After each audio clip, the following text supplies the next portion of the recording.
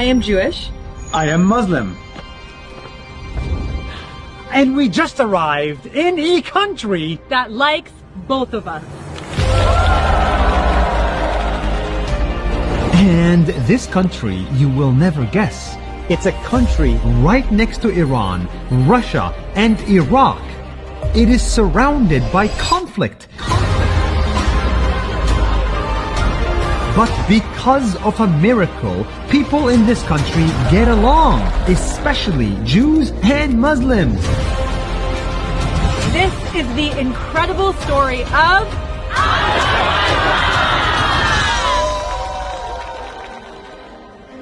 In Azerbaijan, there are more than 30,000 Jews and 10 million Muslims, living mostly in peace. Here, there is a town that is 100% Jewish. It's the last Jewish town outside of Israel. It has its own synagogues, schools, language, and traditions.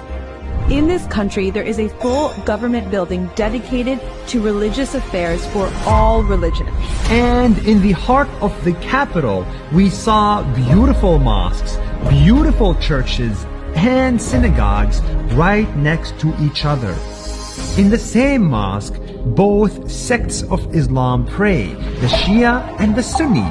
They share the same mosque and the same prayers. This is very rare.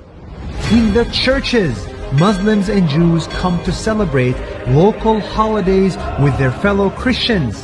Did you know that this building, this church, was actually built by an Azerbaijani Muslim? A Muslim built He financed this and he built this building that we are standing in now. a church. A church. It's beautiful. It's so beautiful. In the synagogues, rabbis practice their religion freely for thousands of years. He just had his grandson's bar mitzvah yesterday, and representatives from the Muslim and Christian community came to celebrate his grandson. There are Jewish schools in this Muslim country dedicated to helping Jewish people keep their identity and learn their language.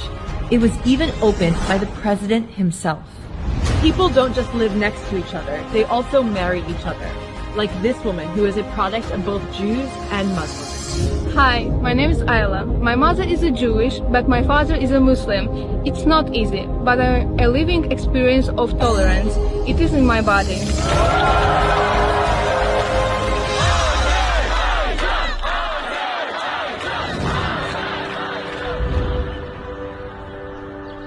Why do you think this is happening in this country?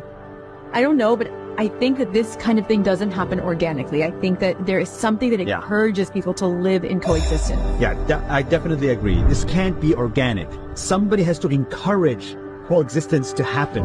Like, that's why there's a ministry for religious tolerance. There's an encouragement that people should get along. But it's not just that. It's also in the culture. These people have lived here for thousands of years together, regardless of religion. Actually, I think Azerbaijan is on the Silk Road.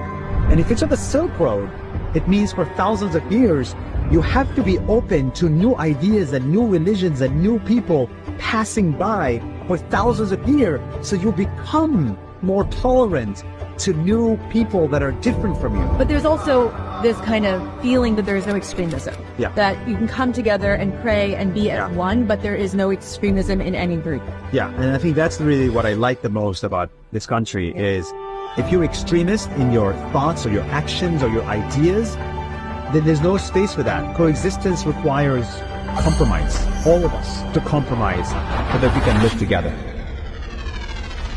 After 5 days of touring the country, meeting locals, celebrating traditions, and eating good food, we are leaving Azerbaijan excited.